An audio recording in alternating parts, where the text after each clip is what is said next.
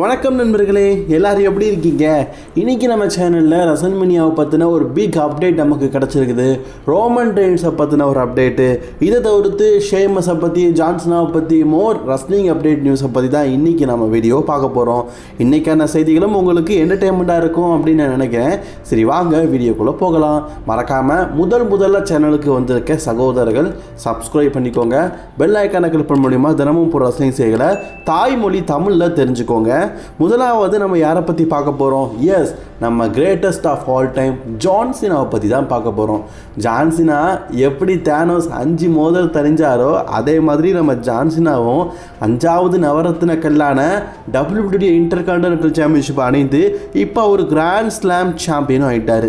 S, இதுக்காக தானே நம்மலாம் காத்துட்டு இருந்தோம். இப்போதைக்கு ஜான்சனா கிராண்ட் ஸ்லாம் சாம்பியன் ஆகிட்டார். இருந்தாலும் ஷேமஸ் பார்த்தீங்கன்னா அடுத்த கிராண்ட் ஸ்லாம் சாம்பியன் நான் தான் அப்படிங்கிறத ஜான்சனா கிராண்ட் ஸ்லாம் சாம்பியன் நான் அடுத்த நாளில் இருந்தே டீஸ் பண்ண ஆரம்பிச்சிட்டாரு.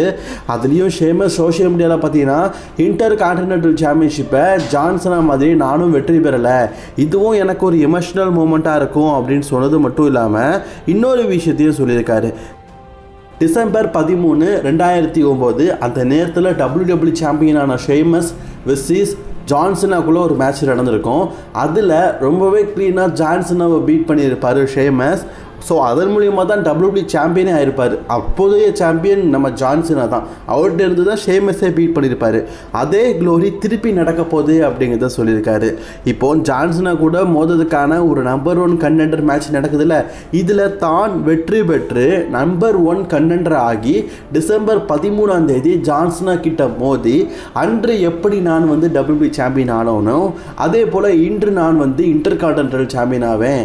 த ஸ்டோரி இஸ் ரிவர்ஸ் அப்படிங்கிற மாதிரி சொல்லியிருக்காரு. ஆக்சுவலி காய்ஸ், ஜான்சனோட ரிட்டையர்மெண்ட் அப்படிங்கிறது ஒரு ஹாப்பிஃபுல்லாக ஒரு பீஸ்ஃபுல்லாக இருக்கணும் அப்படின்னு நினைக்கிறேன். ஒன்று அவர் ஜெயிச்சுக்கிட்டு போகணும், இல்லாட்டா அந்த மூமெண்ட்டையும் தோத்தாலும் அந்த மூமெண்ட்டை செலிப்ரேட் மூமெண்ட்டாக கொண்டு போகணுன்னா அது கண்டிப்பாக ஷேமஸால் முடியும். ஷேமஸ் இன்டர்கான்டினென்டல் சாம்பியன் ஆகும்போது ஒரு emotional moment, and same time ஜான்சனாவுடைய ரிட்டையர்மெண்ட் அப்படிங்கிறது ஒரு எமோஷனல் மூமெண்ட். நல்லபடியாக கொண்டு போகலாம். அதுக்கு பதிலாக குந்தர சாம்பியன்ஷிப்பை வின் பண்ண வச்சு அவர் ஒரு ஹீல் கேரக்டர் பெருசுப்பா அப்படின்னு காட்டி ஜான்சனாவை மொக்க பண்ண வேண்டாம் அப்படின்னு நினைக்கிறேன்.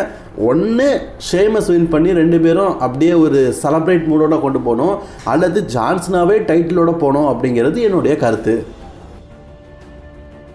காய்ஸ், ரசல்மேனியாவுக்கு வெறும் 6 மாதங்கள் தான் இருக்குது.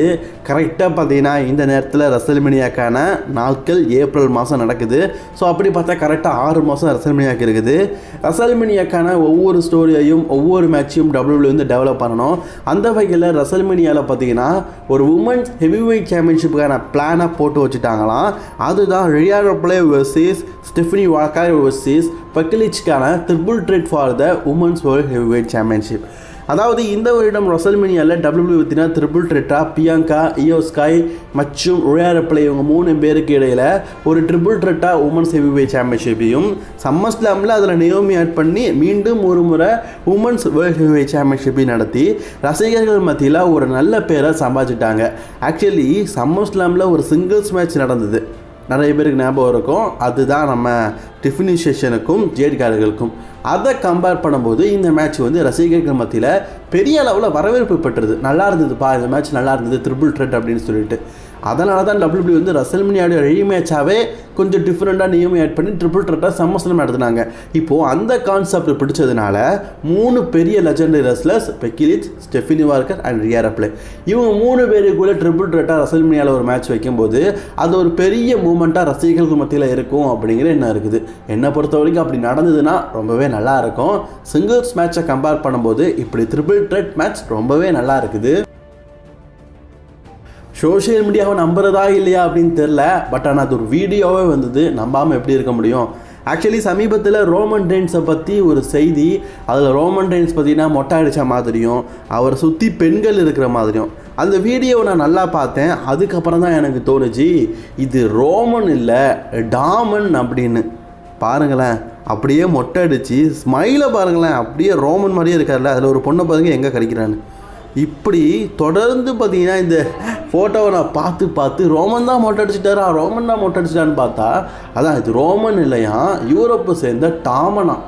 இவர் அப்படியே பார்க்கறதுக்கு ரோமன் ரெயின்ஸ் மாதிரி இருக்கிறனால தான் சுற்றி பெண்கள்லாம் பார்த்தீங்கன்னா ஃபோட்டோ எடுத்துருக்குறாங்க. ரோமன் மாதிரியே டேட்டூலாம் கொட்டியிருக்கிறாரு. என்ன ஒரு விஷயம், ரோமனுக்கு முடி உண்டு, இவருக்கு முடி இல்லை. அதனால் பார்த்தீங்கன்னா மொட்டை அடித்த ரோமன் மாதிரி இருக்கிறாரு. ஒருவேளை ரோமன் ரெயின்ஸ் மொட்டை அடித்தா இப்படி தான் இருப்பாரோ. ஆனால் லுக்கு நல்லா தாங்க இருக்குது, நான் நல்லான்னு சொல்லலை. திடீர்னு பார்க்கும்போது பயாந்துட்டேன். ஸோ உங்கள் எல்லாருக்குமே ராக்கோட பொண்ணு அவாவை பற்றி தெரியும். அவாவை பொறுத்த வரைக்கும் பார்த்தீங்கன்னா அவங்க வந்து ரெஸ்லிங் கெரியரில் எப்பயாவது தன் தந்தையை போல் ஒரு மிகப்பெரிய மல்யுத்த வீரர் ஆகணும்னு நினச்சாங்க. அவங்களுக்கு ஒரு பெரிய இன்ஜுரி ஏற்பட்டது. ஸோ WWE பார்த்தீங்கன்னா என்ன பண்ணுறது தெரியாமல் இருந்தாங்க. அவங்க அப்பா பொறுப்பில் வந்தோன்னே என் பொண்ணு ஜென்ரல் மேனேஜராக இருக்கட்டு அப்படின்னு சொல்லிட்டு NXT ஜென்ரல் மேனேஜராக ஆக்கிட்டாங்க. அவாவுக்கு இப்போ இன்ஜுரியெலாம் சரியாயிருச்சாங்க. ஸோ அவங்க வந்து மீண்டும் ரெஸ்லிங் கெரியருக்கு போகணும்னு ஆசைப்பட்றாங்க. ஆனால் WWE மேனேஜ்மெண்ட் பார்த்தீங்கன்னா இல்லை நீங்கள் இப்படியே இருங்க அப்படின்னு சொல்லிட்டு இருக்காங்க. ஆனால் அவள் மற்ற பெண் ரெஸ்லர் மாதிரியே நானும் வந்து இதுக்கு முன்னாடி பார்த்தீங்கன்னா அவங்க வந்து ஜோ கிரேசி கூட சேர்ந்து ஒரு டீமெல்லாம் லீட் பண்ணியிருப்பாங்க. அதெல்லாம் நல்லா இருந்தது. அதெல்லாம் மெயின் ராஸ்டரில் கூட்டு வந்தால் சூப்பராக இருந்திருக்கும். ஆனால் WWE பார்த்தீங்கன்னா அவள் ஒரு NXT ஜென்ரல் மேனேஜராக வச்சுட்டு இருக்காங்க. அதெல்லாம் தூக்கி எறிஞ்சிட்டு கூடிய சீக்கிரம் பார்த்தீங்கன்னா தன் தந்தையை போல் ரெஸ்லிங் இண்டஸ்ட்ரியிலே பெரிய லெவலில் பாப்புலர் ஆகிறதுக்கு ஒரு ரெஸ்லர் ஆக போகிறாங்கன்னு சொல்லப்பட்டிருக்குது. இவங்களை சொல்லும் போது தாங்க ஜோ கிரேசி அப்படிங்கிற ரெஸ்லர் ஞாபகம் வருது. உங்களுக்கு ஞாபகம் இருக்கான்னு தெரில, ஒரு ஹையர் டேலண்டரி பர்சன். அவர் அவா கூட சேர்ந்து NXTயில் ஒரு டீமாக இருந்திருப்பார். அந்த டீமை பார்க்கும்போதே நல்லா இருந்ததுங்க, செம்மையாக இருந்தது. அந்த டீமை WWE பார்த்தீங்கன்னா மெயின் ராஸ்டரில் கூட்டிகிட்டு வந்து ஒரு பெரிய லெவலாக காட்டாமல் விட்டுட்டானுங்க. இந்த அவா பிரிஞ்சதுக்கப்புறமா ஜோ கிரேசியை மட்டும் அப்படியே மெயின் ராஸ்டருக்கு கூட்டிகிட்டு போட்டு அவருக்கு ஒரு புஷ் கொடுக்குறேன்னு சொல்லிட்டு அந்த டீமையே டிஸ்ட்ராய் பண்ணிட்டாங்க. Actually Joe Crazy brave white மாதிரி நல்ல ஹைட் அண்ட் டேலண்ட் உள்ள நபர். அவர் இப்படி பண்ணது எனக்கு ரொம்ப வருத்தமாக இருக்குது. ஆக்சுவலி ஜோ கிரேசி இப்போ WWE டாக் டீம் சாம்பியனாக இருக்கா, நிறைய பேருக்கு தெரியும். ஒயிட் சிக்ஸ் அப்படின்னு சொன்னால் தாங்க தெரியுது. அந்த ஒயிட் சிக்ஸ் சர்க்கிள் இருக்கிறவங்க யாரெல்லாம் அப்படிங்கிறத பல பேர் மறந்துட்டாங்க. அதில் ஜோ கிரேசி பார்த்தீங்கன்னா ஒயிட் சிக்ஸில் one of the dog team மெம்பராக இருக்கிறாரு. அதில் டாக் டீம் சாம்பியனாகவும் இருக்கிறாரு அப்படிங்கிறது குறிப்பிடத்தகுந்த விஷயம். ஒருவேளை ஒயிட் சிக்ஸில் ஜாயின் ஆகாமல் இருந்ததுன்னா இப்போது மெயின் ராஸ்டரில் பெரிய லெவலில் வந்திருப்பார் போல இருக்குது. ஃபண்டாங்கோ அப்படிங்கிற ரெஸ்லரை பற்றி தெரியும். இவர் JCP அப்படிங்கிற பேரில் பார்த்தீங்கன்னா இம்பேக்ட் ரெஸ்லிங் கம்பெனியில் சண்டை போட்டுட்ருக்காரு. ஒரு காலத்தில் இவரை பார்த்து பொறாமப்படுறாத ஆண்களே கிடையாது. நானும் பொறாமப்பட்டிருப்பேன், என்னடா அது தினமும் ஒவ்வொரு பொண்ணு கூட வரான் அப்படின்னு சொல்லிட்டு. ஸ்கூல் டைம்லலாம் பார்த்தீங்கன்னா பசங்க வந்து அதை பற்றி தான் பேசிகிட்டு இருப்போம், ஃபண்டாங்கோவை பற்றி தான் பேசுவோம்.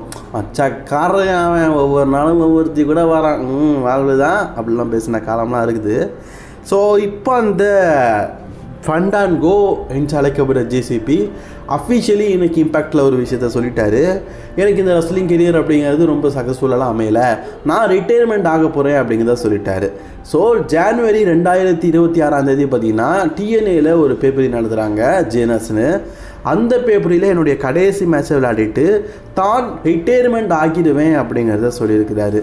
எஸ் கைஸ், ரெஸ்லிங் அப்படிங்கிறது எல்லாருக்குமே சரியாக அமைய போகிறதில்ல.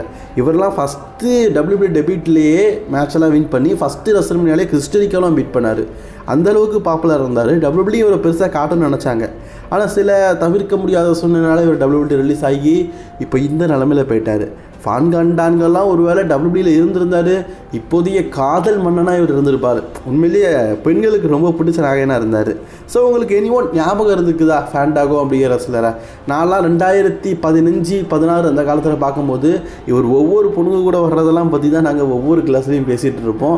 அந்த மாதிரி உங்களுடைய 2015-14 அந்த அனுபவத்தில் நீங்கள் கிளாஸ் ரூமில் இதை பற்றி பேசியிருப்பீங்க அப்படிங்கிறத நானும் அதை தெரிஞ்சுக்கிறேன். ஓகே, இன்றைக்கான ரெஸ்லிங் செய்திகள் அவ்வளோதான்.